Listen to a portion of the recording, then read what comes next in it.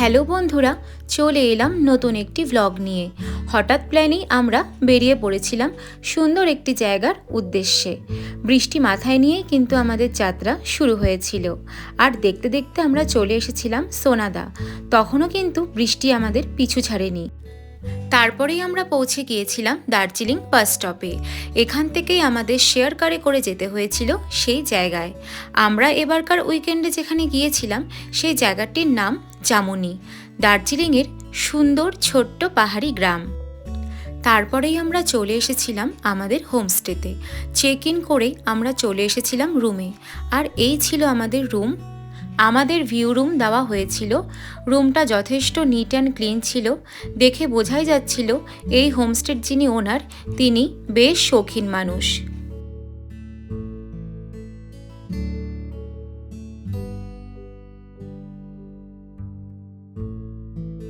আমাদের রুমটা যথেষ্ট বড়সড়ই ছিল।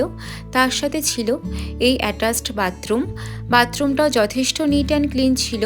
আর তার সাথে সব কিছুই প্রপার অ্যারেঞ্জ করা ছিল। আমার বেশ ভালোই লেগেছিল। রুম থেকে বেরিয়েই শোনা যাচ্ছিল প্রকৃতির এই সুন্দর আওয়াজ।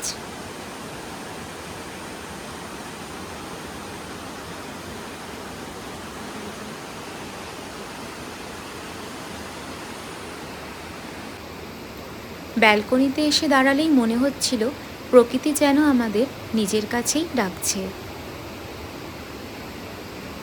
হোমস্টেতে এসে কিছুক্ষণ রেস্ট নিয়ে ফ্রেশ হয়ে নিয়েছি।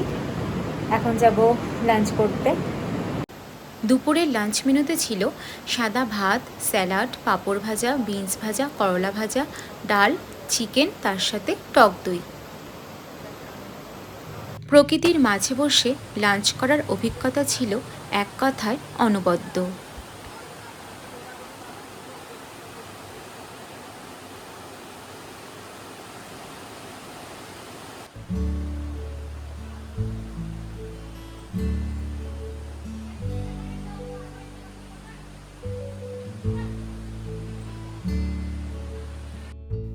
আর এই যে দুই ভাই বোন, ওরা কিন্তু এখানেই থাকে।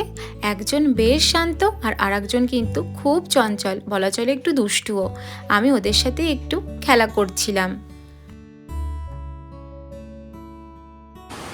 নিচেও দুটো রুম আছে আর ওপরেও আরও 3টে রুম আছে। Balcony view.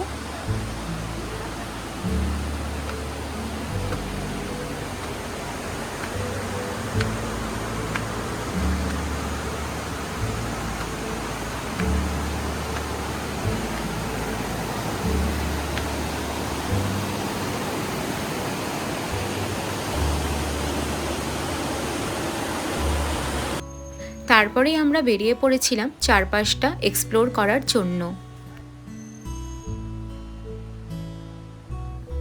তারপরেই আমরা চলে এসেছিলাম পাশেই এই ব্রিজে, যে ব্রিজটা আমাদের রুমের ব্যালকনি থেকেই দেখা যাচ্ছিল।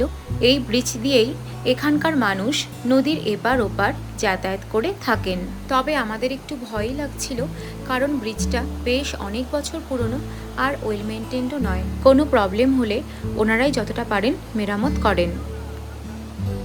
তবে ব্রিজের ওপর থেকে চারপাশের ভিউটা অসাধারণ লাগছিল।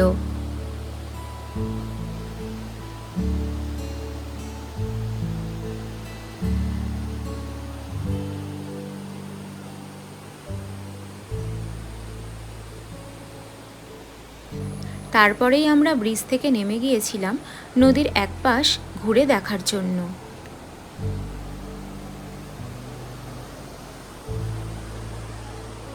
আমরা লাঞ্চ করে নিয়েছি, করে এখন একটু আশপাশটা ঘুরে দেখছি। দারুণ সুন্দর জায়গা। আর সব সময় এরকম জলের একটা আওয়াজ, মানে অপূর্ব সুন্দর। দারুণ দারুণ।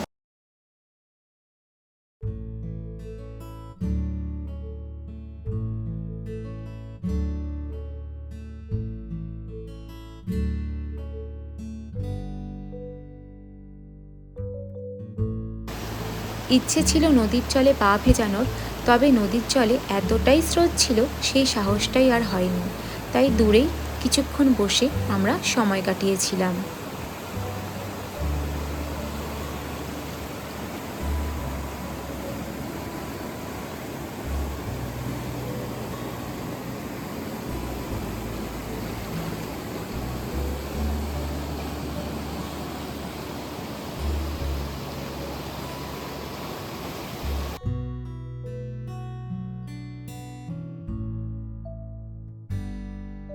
এই পাশটা ঘোরা কমপ্লিট, অনেক ফটোস ভিডিওস করে নিয়েছি। দারুণ জায়গাটা, দিল খুশ হো গয়া।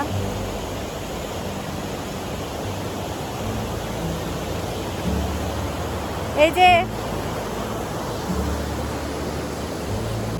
আমার গাইড আগে আগে চলে যাচ্ছে আর আমি পিছনে পিছনে যাচ্ছি। আমি যদি এখন পড়ে যাই তোমার কোনো হুঁশ থাকবে বলো তো? তুমি তো আমাকে ছেড়ে একা একাই চলে যাচ্ছ আগে আগে। হ্যাঁ, যাই হোক,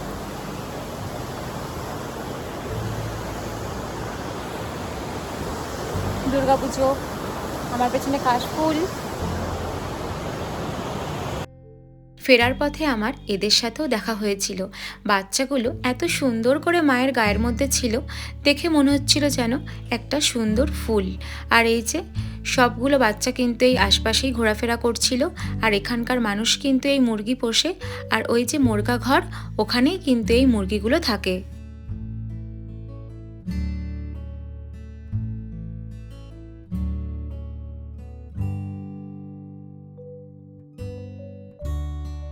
নদীর একটা পাশ ঘুরে আসার পর যিনি ওনার, সেই দাদা ভীষণ ভালো মানুষ, খুব মিশুকে।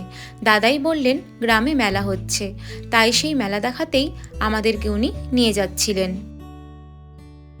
আমরা যেই সময় হোমস্টেতে গিয়েছিলাম, পুরো হোমস্টেতে আমরা দুজনই ছিলাম, তাই পুরো সন্ধেটা আমরা এই লিভিং এরিয়াতে বসেই প্রকৃতির আওয়াজ শুনতে শুনতে কাটিয়ে দিয়েছিলাম।